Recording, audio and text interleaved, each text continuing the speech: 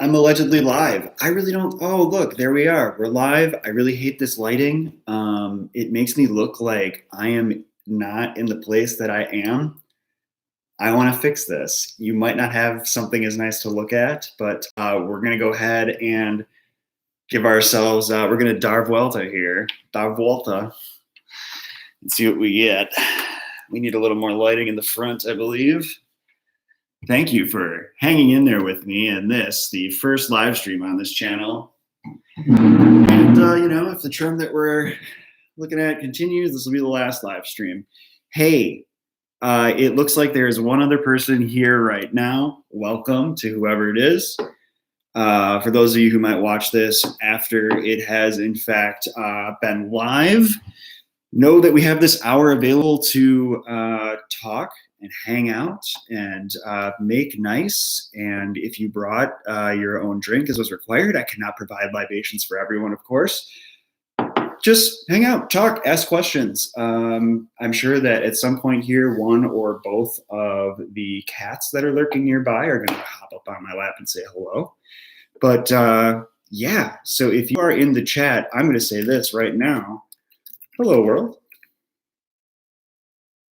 And welcome. I can't exactly see who has joined, but I know that there are some people on Twitter who mentioned they would be coming to hang out. And we will go ahead and see if we have any traction over there. Oh, hello. It's Avery Ames. Welcome, Avery. Thank you for coming to hang out. Yes, I agree. Hopefully we'll see some more people show up. I know there were some others on Instagram today who were letting me know they would swing by. I was talking to some people on ye old Facebook, but Avery, did you bring a drink? What are you working on over there? Just water, staying hydrated. Oh, it's our first guest appearance. Hello. Are you going to be rude, or are you going to? Oh, you're going to rub on my chin. Well, this is Hashtag. Hashtag is one of our two cats. She is 7 years old, and she thinks that she's a princess. Let's see. Oh, Avery did say that she's got a beer. Great, that's good. Also says hello, Hashtag. Would you be so kind as to say hello back? No, just gonna rub your ear on my hand. Cool. I'll not be able to touch my face for a week because I'm allergic to you, but not the other cat. This is the cat that I got first at a challenging time in my life, some 6-7 years ago. How long ago was it, Kitty? And I was just in a rush, and I just really wanted a cat, and I didn't bother to stop and find out if this is a cat whose dander I was going to be allergic to. Turns out I am, and it turns out that I'm going to need to shower tonight if she keeps rubbing on my face. Hey, can you sit on my lap maybe? Maybe that's what we do. Yeah, right here. That's a good place for a kitty. All right, you can kind of armbar her, and she'll hang out and just purr down there, maybe, hopefully. Oh, looks like we got a few more people in the chat. Who else is lurking out there? Avery is here. I'm here. Hashtag is here. Our other cat, Ray, is there. If anyone else is lurking, please feel free to join the fun. I know Avery's got a beer. I've got some wine. And, here's a thing.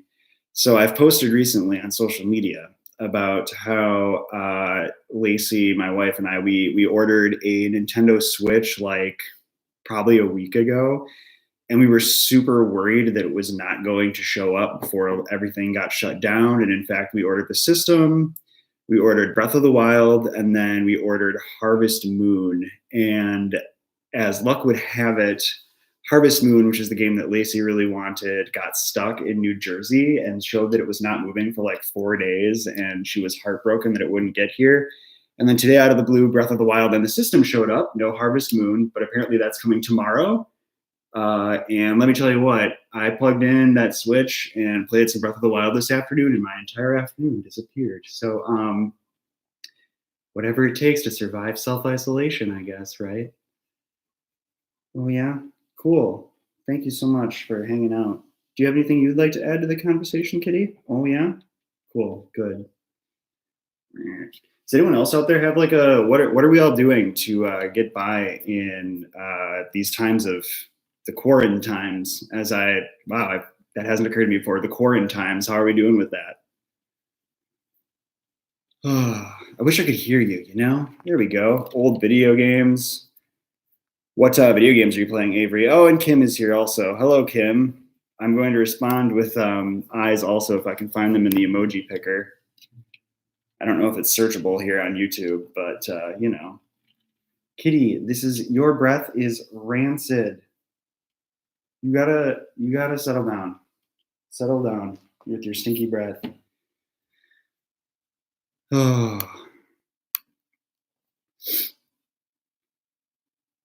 All right, Castlevania Symphony of the Night, Comfort Babe. What system is that on? Is that one of those ones that was for like multiple systems? I've been like away from gaming for probably since I had like an Xbox 360 my sophomore year of college. No, that's not true.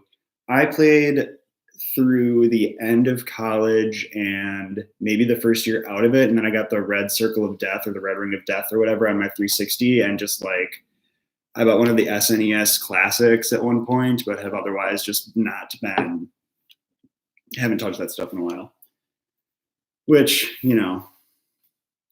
forces me to do other things that some would argue are more productive. But I will say this, the hours that I spent playing Breath of the Wild today, that was all I was thinking about, and that felt great. Oh, sure, PlayStation on P. Okay, sure, PlayStation through PS4. Is it true? Hashtag, please don't move the screen. That's very rude. Is it true? I'm guessing it's true that PS5 is still coming this year. I've been trying to figure out if that's going to get delayed. Like, is Christmas going to be canceled? Isn't that when all the new systems come out? Yeah, cool. I'm a captive audience for you right now, Kitty.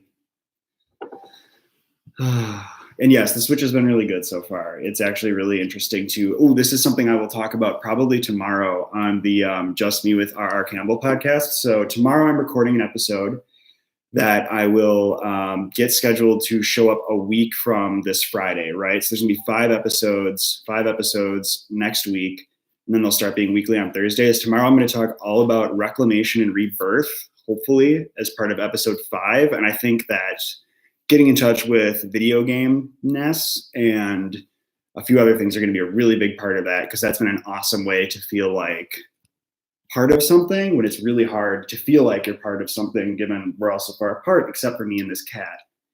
Hashtag, can you be serious? Can you be a serious kitty? Yeah, no, you don't need to put no paws in my mouth. That's not how we, okay.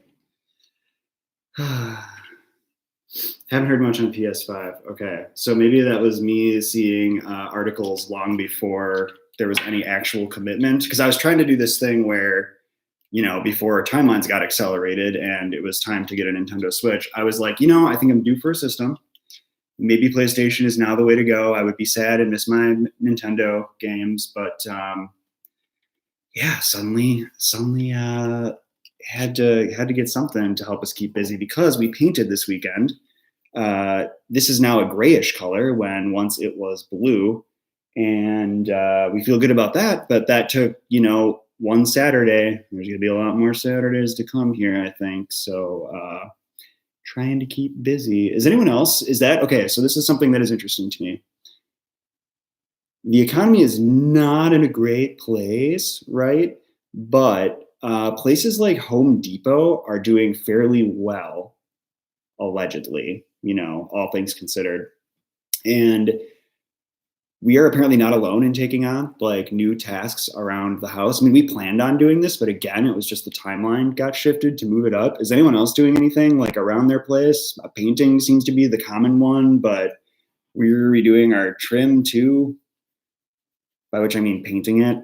Lacey painted it. I didn't paint it. That's too tedious for me. I freak out, but So if anyone else is doing anything, I'd be curious to know, because this is like home ownership is we've been here for a year, but this is still a new enough thing that it's like, oh, well, we're actually making some changes around here, as opposed to living with it was a fine baby blue color, but nothing worth keeping around, I don't think, Ooh, organize the computer room, but that's not new. Oh, Conquer Books has joined us also. Hello, Conquer Books. Thank you for joining the chat. Let's see. Avery says furlough. Okay. And bathroom repainting after a few days of boredom. Yes. Okay. So this furlough thing, and Avery, maybe you can clarify if you feel free, given the situation with your husband. But I recently found out that one of my sisters was furloughed from her job, and they told her specifically 12 weeks of furlough. And I was heartbroken for her, of course, and immediately was trying to get her some resources that might be useful. She doesn't live in the Madison area; she's in Milwaukee ish. But I was like, I think that at my company, we definitely are trying to fill a position. I think we might be in a hiring freeze, but I can get you more info.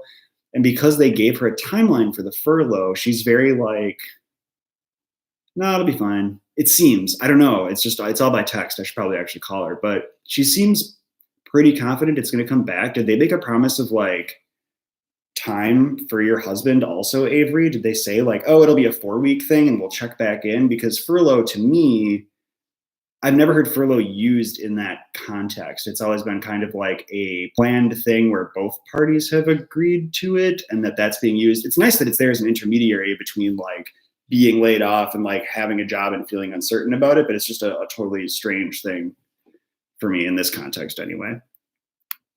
So if anyone else has experienced that, I'm all ears, because I'm sure different places are handling it differently, and it'd be good to be in the know, because my wife and I are like essential industry adjacent, kind of, but as Wisconsin shuts everything down starting like tomorrow, allegedly, I feel more confident that my part-time job will hang around, but it's only part-time.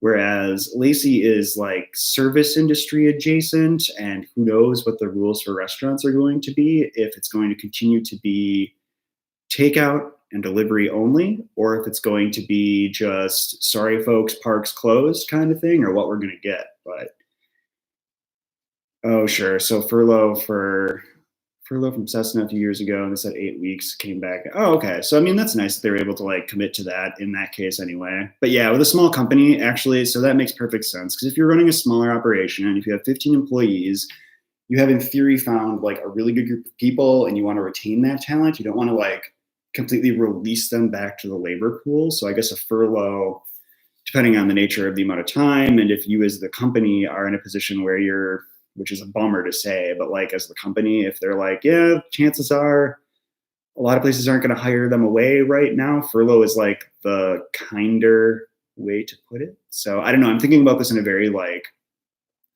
intellectual space, and I recognize that there is probably a lot of emotion attached to this. So maybe I should respect that boundary a little more. So I apologize if I'm getting too analytical about something that is also very emotional and has a direct effect on people's lives. So I will try to do a better job. And in that vein, so one of the things that I mentioned regarding the upcoming Just Me with R. Campbell episodes is actually that I'm trying to embrace this idea of unscripted, unedited, and unafraid, right? So that means, and you'll get a lot of this in episode 1, so I won't go through like a whole thing now, because episode 1 is 20 minutes kind of diving into that topic.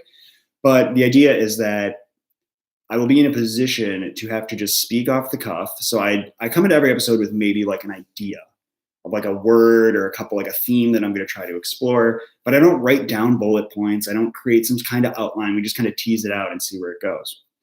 Then that brings us to unedited, right? So there are times where if I were with like the Wrightscast Network podcast, for example, interviewing guests and things like that, and Avery, as you will soon learn, because we are recording a podcast, I think 6 days from now on the 27th. But there's always opportunities when recording those podcasts to say, okay, I goofed up there. I started over my words. I walked down a garden path of thought that upon, arriving at the end point, realized that I wasn't sure that was the conclusion that needed to be drawn. We can cut all that and move away from it. But with R. Campbell, the entire point, one of the points is to not have that option available. And so it will require a greater degree of accountability and also an opportunity to kind of pick apart arguments that one lands at that turn out to not be the ideal position to be in. if that follows. So that'll give us an opportunity too. And I know that this happens actually even from episode 1 into episode 2. I start episode 2 by being like, hello, let's explore some things in episode 1 that I said that could have been phrased better. And let's explore why that happened. And then we'll kind of back our way into whatever the topic is for episode 2. So that, and then Unafraid, right? It's about tackling some of these topics that I think in the world of writing, for example, right? So there are certain things that I know Avery, I know Kim, Shirley, the folks of Conquer Books you're familiar with in the world of writing. There's certain topics that come up all the time, and it'll be a sort of something we're all kind of familiar with. You see some of the same points recycled over and over again, but with Just Me, and to your question, Avery, with is Just Me going to be more stream of consciousness? Yeah, that's kind of the idea. That's not to say that, though it is unscripted, that's not to say that when I'm hanging out in the morning and working on other podcast things or doing my own writing, then in the back of my head, I'm not kind of thinking about like, I could talk about this, I could talk about that from one angle or the other.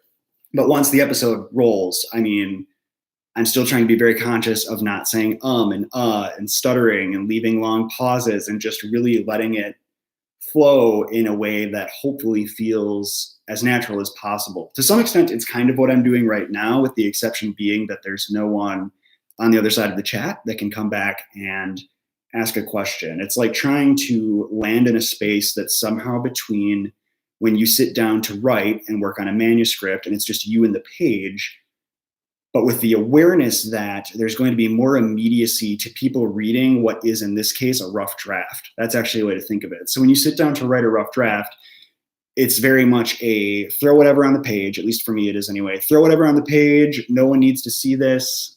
But with Just Me, it's very much every episode is a rough draft, basically.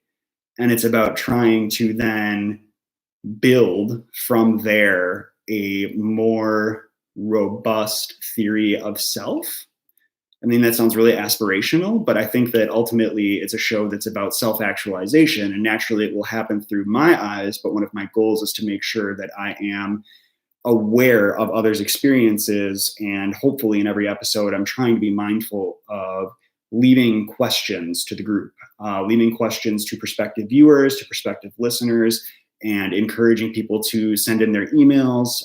Eventually, I would love to go to like a live format if there's going to be enough people around and it can be more participatory while also still remaining mostly stream of consciousness. So that's kind of the direction that I see it going. I have been unsure in the long run how sustainable it will be, because I think that it innately relies on a pool of egocentrism and operates on the assumption that like I must be interesting, which is kind of an uncomfortable thing to address, because who am I to be listened to by people?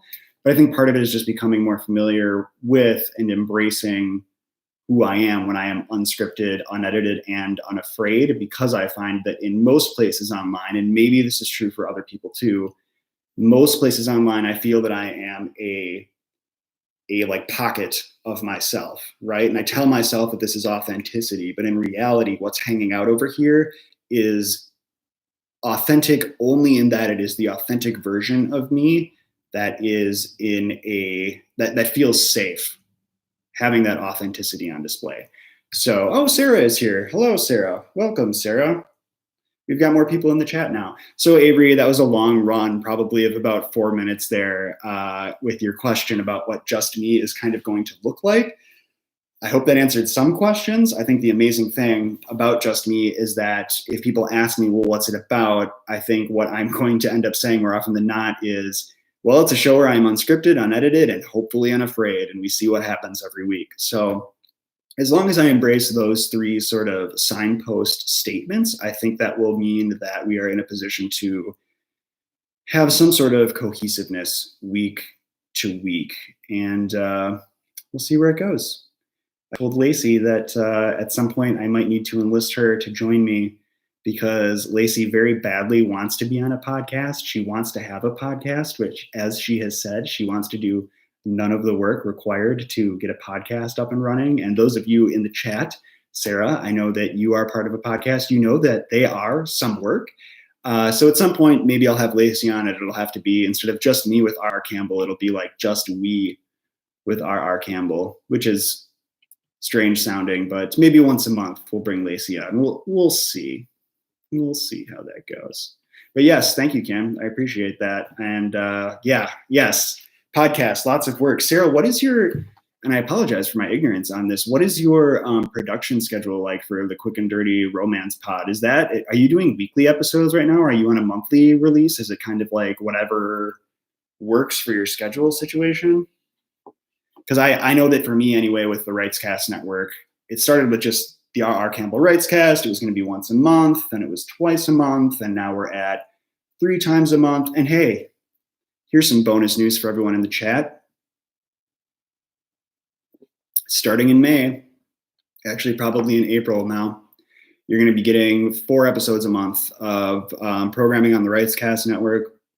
There's actually an official announcement going up about that on April 2nd over on the Writescast Network channel. I'm doing another premiere event, which I think I have some tweets scheduled to start promoting that in the next couple of days, but 4 episodes a month. So you'll get a couple of author interviews. You'll get the Novel Approaches show, which of course Sarah has joined me for in the past, and Avery will be joining me for going forward here.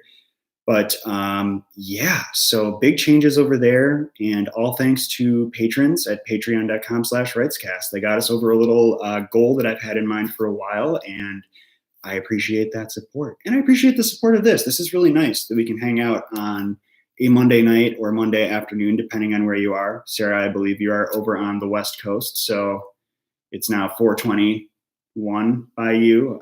So I hope you're having a good afternoon. But so lots of exciting things on the horizon.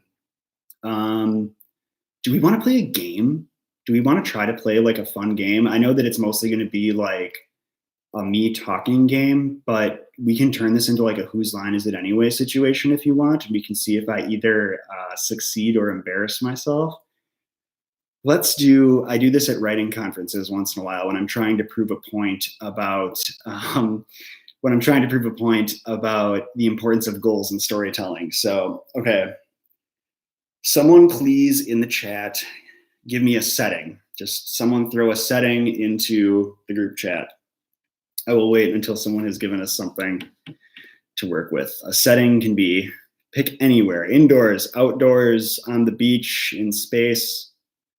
And while someone is typing a setting, I want someone else. Okay, the DMV. Good. All right. I like that.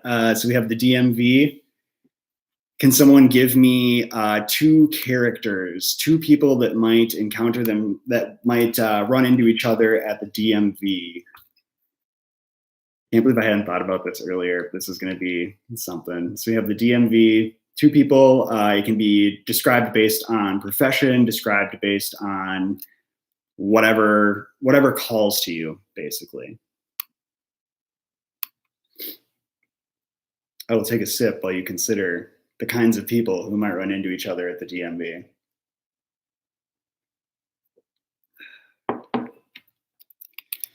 Character request. Holler at me with some professions or other descriptors. Oh my God, I can't type. I have this, okay. Ghost, oh yes. Oh man. Okay, so we have a ghost. Let's, for the sake of expediency, we're gonna have a ghost at the DMV. And now I have a mustache hair situation. We have a ghost at the DMV, and I need a goal for the ghost, and then I need a conflict for the ghost. So what does this goal want? What is this ghoul? What does this ghost want at the DMV, and what's getting in their way? And I'm going to try and write a scene, but I will play it out with my mouth words because you can't see my screen. You probably could if I wanted to get fancy with this stream, but we're not there yet. I thought about live streaming me playing Breath of the Wild and commenting on it, but you're not necessarily here for a gaming stream. Maybe you would be, and I don't have a capture card anyway. But we have a DMV, we have the ghost. What does this ghost want? They want an actually decent driver's license picture for once. That is great. Okay, and then we can presume that what is standing in the way is a DMV worker who, has to keep the line moving. Okay, So we're going to try and play this out. Stick with me here.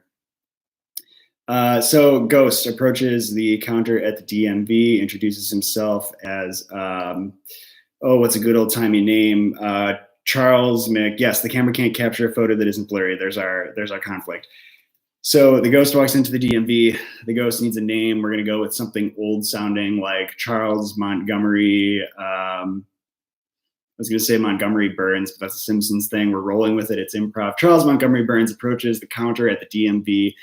And he says, hello, yes, I'm here to have my license renewed. And the DMV worker says, well, sir, I'm going to need you to fill out this paperwork. And the ghost reaches for a pen, but his hand naturally passes right through it. The DMV worker is unfazed because they had a long night of drinking and partaking in other libations with friends. And so at this point in the morning, they are so not ready for this. And they say, sir, if you can't grab that pen, I'm going to have to ask you to get out of the line. And the ghost says, all right, well, I'd really love to do that for you, but you see my buggy outside. Your what outside? My buggy outside, my horse-drawn carriage. I really need a new license for that. Sir, what are you talking about? Can you come with me, please? Can you come with me, please? And the ghost, Charles Montgomery Burns, gets this DMV worker to come outside. And the DMV worker cannot believe their eyes because in front of them outside the DMV, in the middle of, let's pick a city I've never been to, Boston. They're in the middle of Boston, and before them is an old-timey buggy and carriage, and the ghost says, as you can see, I am stuck, and my horses will not proceed until I am licensed, because my horses are lawful good, and they understand the importance of licensure when it comes to operating motorized or non-motorized vehicles on the road. So the DMV worker, still not ready for any of this, says, you know what, man, just come on inside. I'm going to have you talk to my supervisor.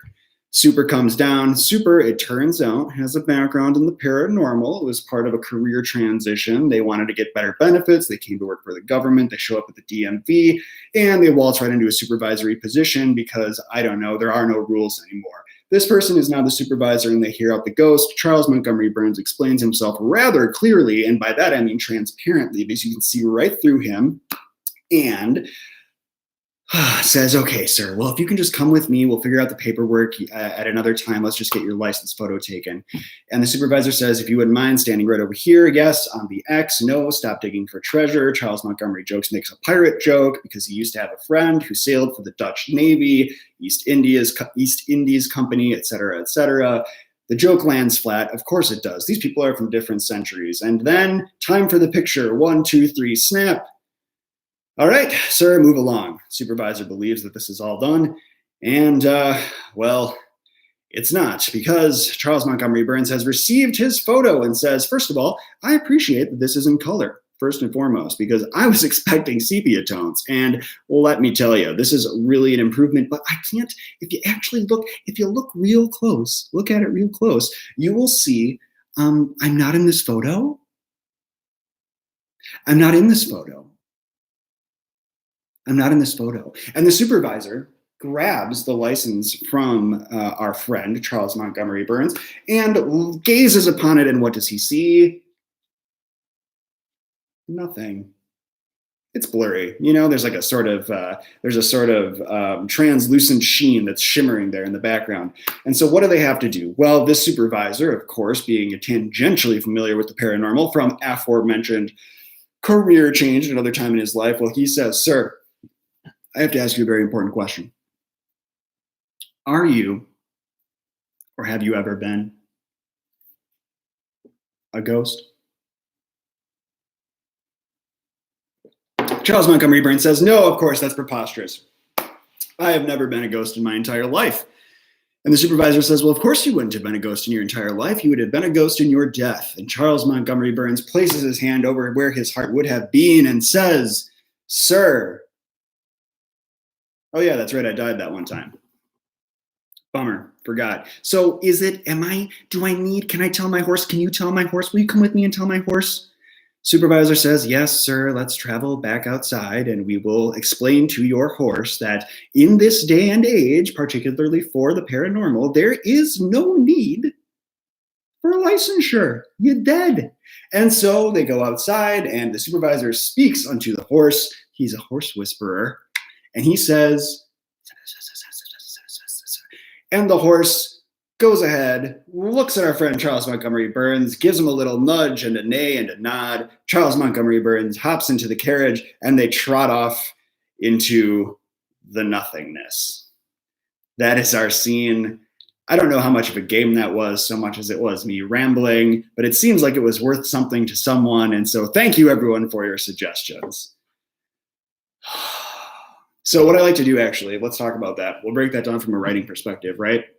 So the entire point of that exercise, like I said, it's something that I like to do at conferences when I'm speaking, particularly after I've done a session on goal-oriented storytelling, or how you can actually change the dynamic of any scene with a shift in setting or by putting something in your character's hands. And what I will do is play out a scene like that based on prompts from the audience. I normally don't make it as long because timing is important.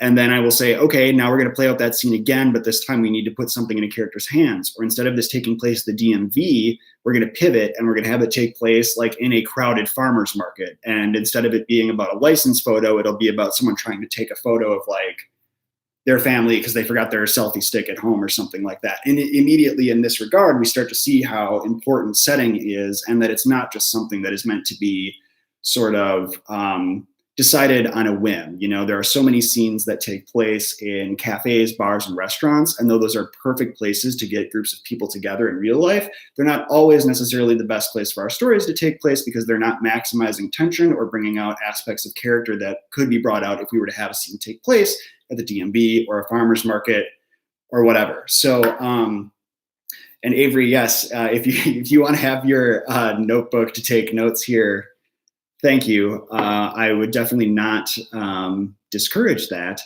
I did want to, at some point, launch. This was part of another announcement I was hoping to have made earlier this year, but just delays and things really caught up to me. I wanted to start Writescast Academy, which would have been an offshoot of the Writescast network, and was meant to be a portal through writescast.net where people could enroll. And I had a green screen, and I invested a ton of time and money in building out this big infrastructure on my site.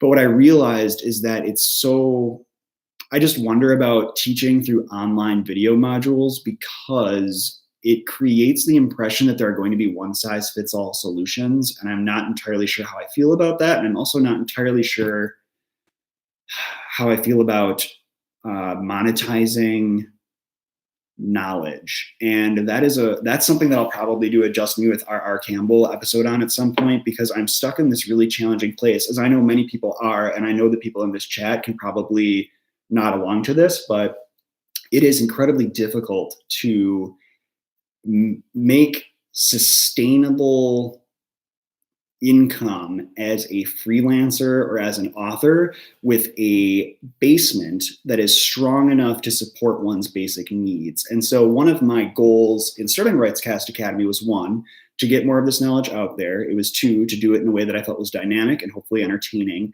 And three, also to provide myself with some sort of sustainable income that could be regular, based on either monthly subscriptions to the portal or based on people enrolling a la carte and picking and choosing classes that they wanted to be part of.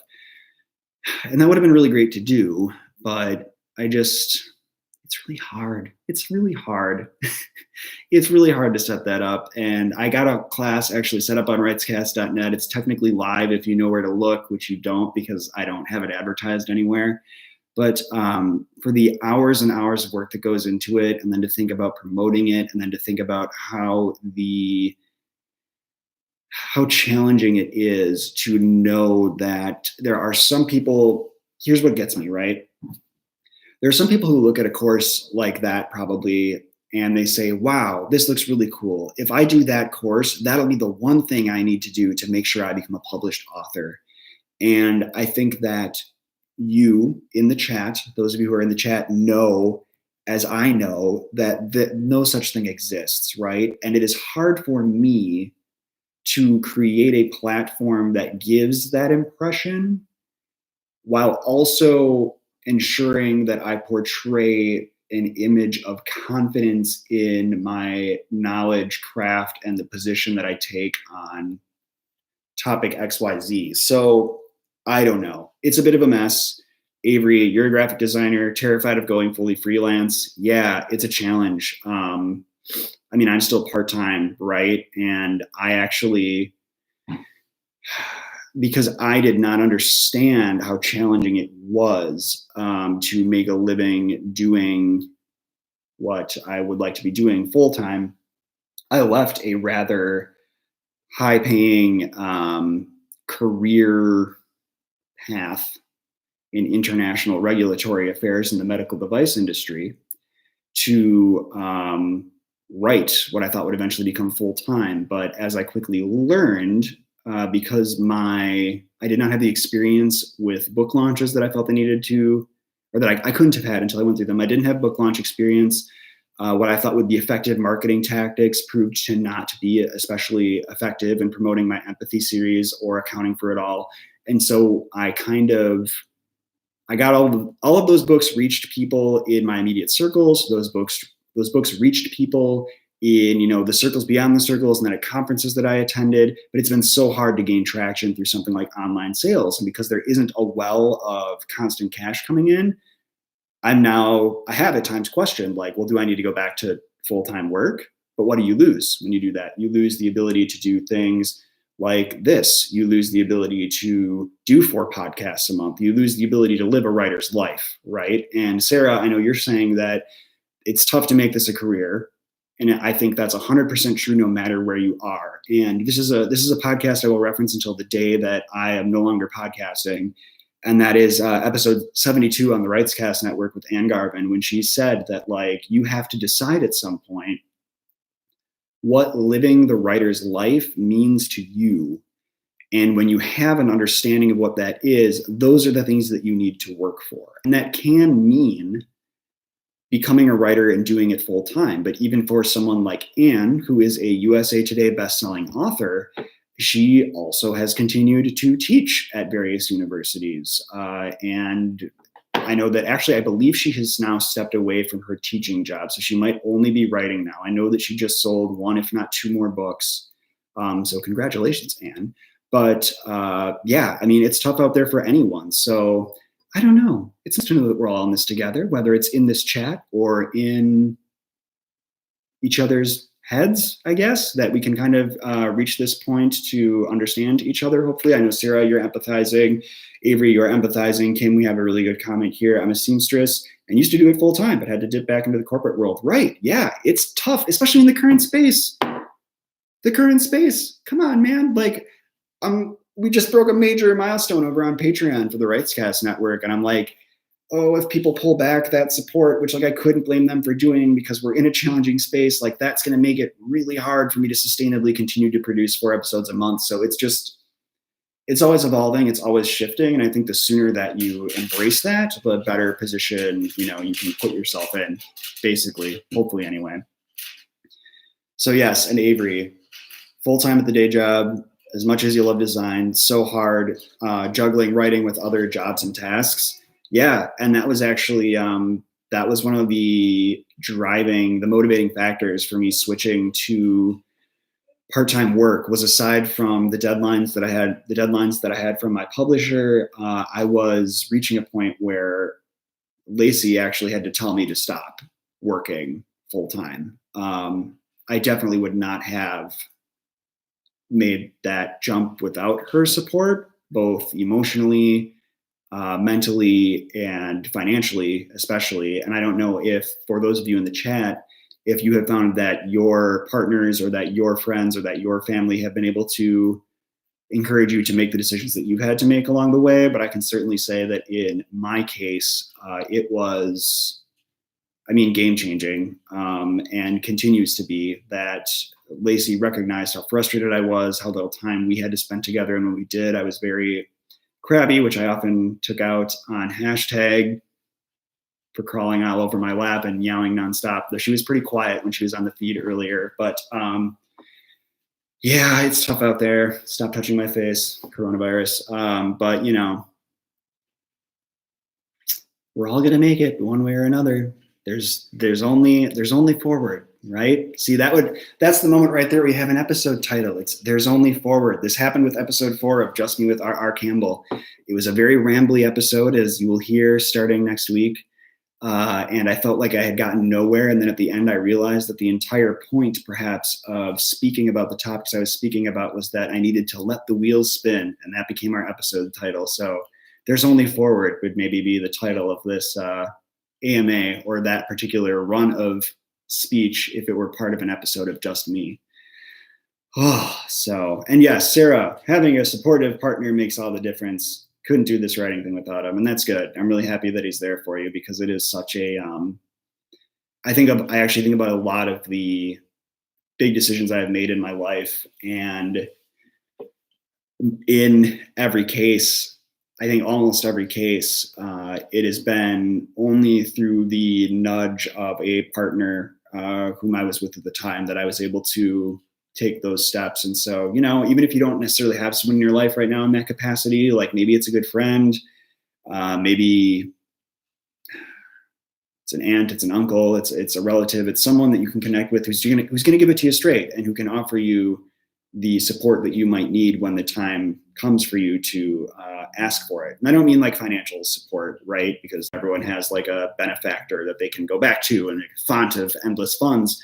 But that emotional support, the courage that's required, the affirmation of this is what's right for you, or perhaps not always the affirmation, but also the questioning skepticism of, well, let's make sure we've evaluated this through and through before we commit one way or the other. So, and Avery is seconding or thirding all of this. Same with my husband. Avery says he's the biggest support in my life, and writing would be impossible without his help. So, again, a testament to the idea that for as solitary as what it is that we do, and I know that this chat has become very writing centric, which is natural. We have a lot of writers here, but it's a reminder that though our creative endeavor, the primary creative endeavor in which we partake, is solitary, it is only with help from the community that we can flourish. So, a good thing to think about there. We're at about a good 42 minutes into this chat right now. I thought we would make it to an hour, but I didn't know who would show up and when. So thank you everyone for making it out. I don't mean to make it sound like I'm winding down right now. I'm kind of starting to gear toward that because I can be long-winded. Of course, me looks at the time. It's been 42 minutes. I'm having a hard time finding the motivation to write. Oh boy. In this chaotic time specifically. I kind of want to ask all of you the same question. So think about that maybe as I answer, and please feel free to leave your replies in the comments. But so my writing routine is such that I try to set myself up to avoid interruption, by which I mean I will roll out of bed at 5:15 every day, Saturdays and Sundays accepted because I don't have an alarm set, but I'm normally out of bed before 7 anyway, but 5:15 on weekdays.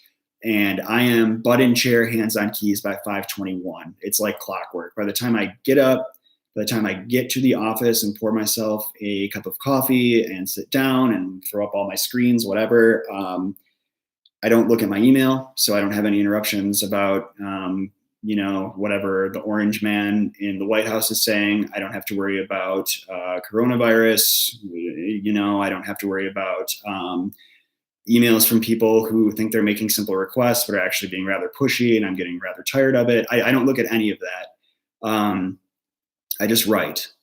And I will say that there have been moments where I find myself losing steam, maybe earlier than I would have. And I think that's just part of the general fatigue that comes with living the time that we're living in. Like, I know that by 4 p.m. most days I'm ready for bed. And that's only started in the last couple of weeks. I don't know if anyone else has felt that same way, but I think there's just a general, it's like a malaise and this sort of feeling of like impending, like looming, or maybe like already here, this ennui that is just like sapping energy from who we are. But, all of that said, I'm still getting the writing done. And I think that that's kind of what's been important for me, is to make sure that I'm actively getting the words on the page. And I feel really good about the project I'm writing right now. And it's a very personal story. And I think that because it's a personal story, I can feel more comfortable putting those emotions on the page. So, that's kind of how that's going. I know that there was a question in here. Oh my God. What's my death row meal? For a second, I read that as like, how do you feel about death metal? And I was like, wow, wild card question coming out of nowhere. I'm going to think about death row meal. I did see a question though. I'll come back to death row meal. And if I don't, hold me accountable. How is D&D going? Okay, folks, let's talk about D&D, right? So if you missed the update on Twitter a couple weeks ago, I said, like, oh, I finally got some dice. I found a campaign to be a part of. I'm really excited. This is going to be awesome. Lacey and I went to the first night of D&D. They normally meet bi-weekly. It's in person over on Madison's West Side. And it was awesome. I loved it. It was great to do the role play. I'm not great at battle mechanics, but I like thrive in that space where you're just like walking into taverns and talking to people. And I have this really cool Fearbolg character who I wanted him to be kind of different. So I decided his class was going to be a warlock, but apparently I should have chosen druid. And like, I get that now. So I'm working with the DM to maybe change it, but we've now had to shift to weekly, which is nice because everything's canceled, but it's all remote. So we're connecting by like Google Hangouts, and we're using Roll20, which is an app that helps you like roll the dice and see the maps. So everyone is looking at the same thing. And then we're using Google Hangouts to do the video. So it's been, that's made it harder because Lacey and I are both new to this group and we're new to D&D, and it's much more challenging to like stop and ask questions of people, because though I have a familiarity with the mechanics and the flow of gameplay in general from listening to podcasts like The Adventure Zone and the old episodes of Harmontown and Harmon Quest and things like that, it's very different when you're playing. It's so different when you're playing. So yeah, it's a learning experience for sure. And I definitely talk about D&D a fair amount in episode 3 of Just Me with R.R. Campbell. And I'm sure I will talk about it more. But right now I have to decide, like, because we're playing again Wednesday night, and I'm still, my Fearbold character, Reese Dolmec, he's a warlock, and I think he needs to be a druid. But I really like the spells he has as a warlock, and like, but there's a lot of like attuned items that I want to get for him that are only usable by druids, and so it's just kind of a cluster right now. So how's it going? Good. I like it. It's a great distraction, but also there's a lot to learn. Learning curve kind of gets you. So, oh, and Avery, you asked what class I play. Yeah, so I'm playing as a druid right now, and we're playing 5E, 5th edition is what we're playing.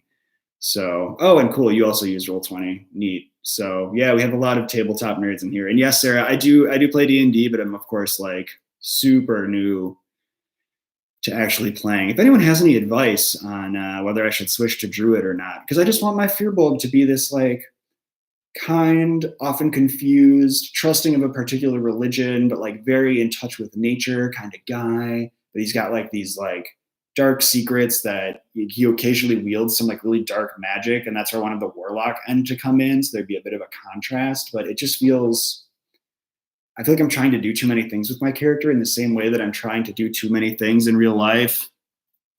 So, you live, you learn. Your character becomes a microcosm of who you are as a person. You have an existential crisis, and you fall apart both in D&D and in real life. That's how it goes. So, but yeah, looking forward to playing. Just got to sort some things out. Oh, we have a question here. Does your group let you multi-class? Oh, that's a good question. I wonder if the DM would. I think if he was going to let us do that, and maybe he commented on that, but here's the thing, the guys that we play with are very experienced. And if you have ever reached a particular level of proficiency in a given hobby or in a particular field of work, whatever it is, I'm sure you've had the experience where you're trying to explain what you do or explain something to someone, and you forget how much base knowledge needs to be acquired to meet that person where they're at. And that's one of the challenges that I'm finding, is that these guys are so like D&D wise that they will say things and I go, I understood 20% of that sentence. I don't even know what questions to ask. But multi-class, that's a really good thing. Thank you for that. So I'm going to have to figure that out. Ooh, and Pathfinder. Yes, I want to start a Pathfinder game too. I got this buddy, Jim, same one who was telling me to get Breath of the Wild and who was all like excited once I got it.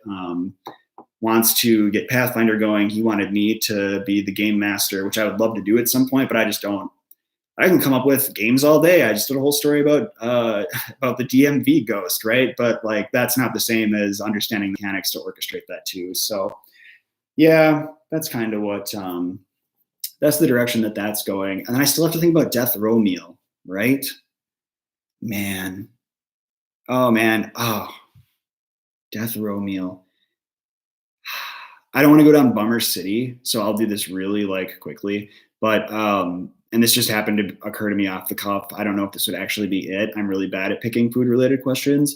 But death row meal, if you could like invoke magic with it, I would love to have as my final meal a steak that like my dad made on the grill, because one of my regrets is that for every time that my dad made a steak growing up, I would see him out there. He'd be standing in the snow in his like shorts and like rolled up sweatshirt with like out boots on. He'd be over the grill and he'd be making some big chunky like porterhouse steaks. And I would watch him and go, yeah, next time he makes those, I should really go out there and learn how he does it, because they were so great. I mean, it wasn't just like, oh, he got the best meat or something. There was something he was doing to make those steaks awesome, and I've never been able to recapture it. So if you gave me the option to invoke like some sort of like magical thing, it would be really great to have that as like a nice pleasure playing with you gentlemen kind of meal. So that would be something. As to, all right, we have more questions coming in. Are you allowed to eat snacks while you're playing an in-person D&D game? It would certainly seem so, because when we were actually playing in person, people had Cheetos and, tabletop snacks out, which was great. And then when, we're playing remotely, you do whatever you want. You play in your pajamas. You can play in any room of the house. You can put the cats on the other side of the door so they don't do things like this in the middle of battle. And then what wine am I drinking? Let me look. I have to go to the pantry and I'll report to you. It's a box wine. It's not fancy. It is, all right, Nighthawk Black. It's a lush Pinot Noir. So if you couldn't hear me, it's a Nighthawk Black, a lush Pinot Noir. We didn't have to, don't tell anyone this, he said into a live stream on the internet. But so Wisconsin's shutting everything down like tomorrow for non-essential businesses. And presumably, though the culture in this state would argue otherwise, liquor stores are going to be a non-essential business, I would have to imagine. And so today, realizing that we were on the last of our wine, I did drive to the liquor store where drive-through liquor store, they have adapted. Capitalism has adapted, and it's terrifying. I go to this place that's like our local, it's the mom and pop place. And I was like, well, I'll go in there. I'll see the old man and, I'll like throw my wallet at him from a distance, and then we'll sanitize back and forth and I'll get my wine. Well, I pull up and they got all these signs and it looks like the apocalypse. It's like zombies out there, and they got signs on the door. It might as well have been like hammered shut with nails and wood bars and planks of wood and stuff like that. And all the signs said, go around back. And I was scared, but I was in my car. And so I did. And there was a window at the back of the liquor store. There was a window.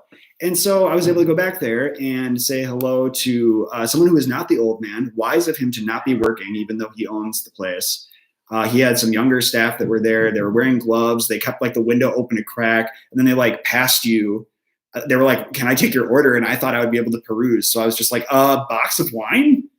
They asked some questions. I didn't really understand them. I didn't want to be interfacing with people, and I just said, "Whatever, a red wine. Get me a Merlot."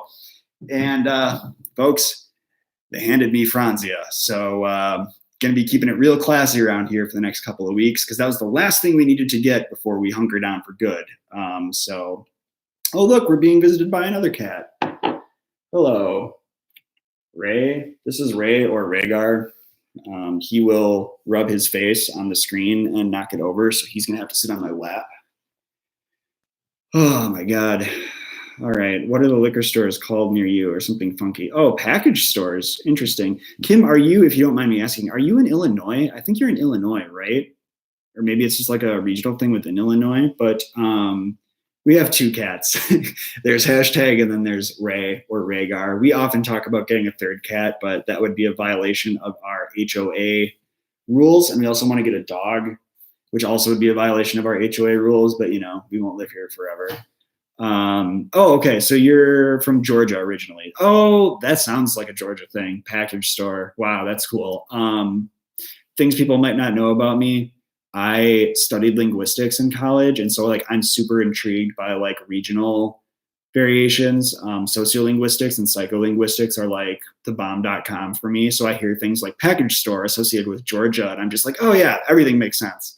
But yeah, we just call them liquor stores. And every town or county has its weird like buck wild laws. In Wisconsin, fun fact, you cannot purchase liquor after 9 p.m. So all liquor stores, like you can't go in and buy a 6-pack after 9 p.m. You can't buy wine after 9 p.m. You can only go to the bars. And that is in theory supposed to curb drunk driving, because we have a really awful drunk driving problem in Wisconsin. I mean, you can literally get like unlimited DUIs here. They've made it's been getting tougher and tougher, in the last like 10 years or so, I would say. But every couple of weeks, there's a story in the news, and it's like, Todd Todson of, pick some town in Clark County was just arrested on his 14th DUI. He'll be in jail for 14 days, and then he'll get his license back. And you're like, what is happening here? So anyway, yes, liquor stores are supposed to close at 9 p.m. There are some exceptions. So that's another fun thing that we have to do here is like look at the clock and go, oh, well, it's 7 p.m. I've got time. And then suddenly it's 8:50 and you're a 10-minute drive from the liquor store, and then you don't drink. So, long story.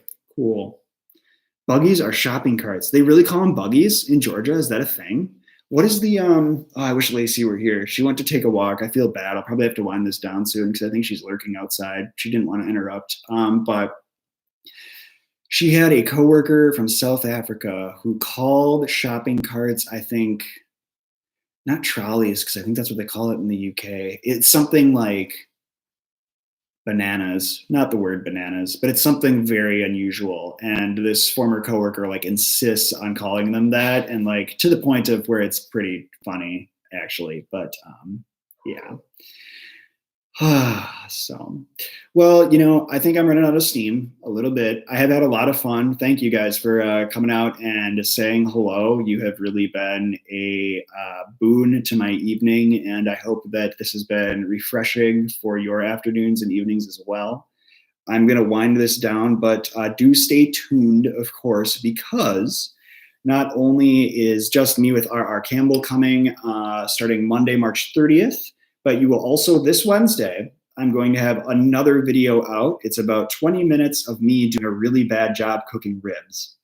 It is called Ribs with Ryan. You can find it on this channel. I think it premieres at like the same time, but on Wednesday. You can find it if you just go to this channel. So subscribe if you would like. You will get every episode of Just Me with R.R. Campbell in video form. I will soon have links available to subscribe to the podcast because it will not be on the Writescast Network feed. That'll be a separate subscription.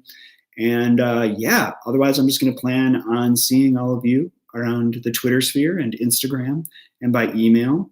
And yes, you're very welcome, Avery and Kim. And yes, I would like to do this more often. That is something I definitely plan on doing once Just Me with R.R. Campbell kind of picks up. I'd really like to get to a point where if I get to 1,000 subscribers and I can start doing this streaming from my mobile device, it'll make it way cooler, because if our trip to Spain goes through in August, if it's not canceled, I would really love to do some episodes while I'm walking through like Sevilla and Lisbon. So things to look forward to. Got a lot of months to work toward it, but yeah, really excited. So thanks again, everyone. We will be in touch soon. Have a good rest of your night. Bye now.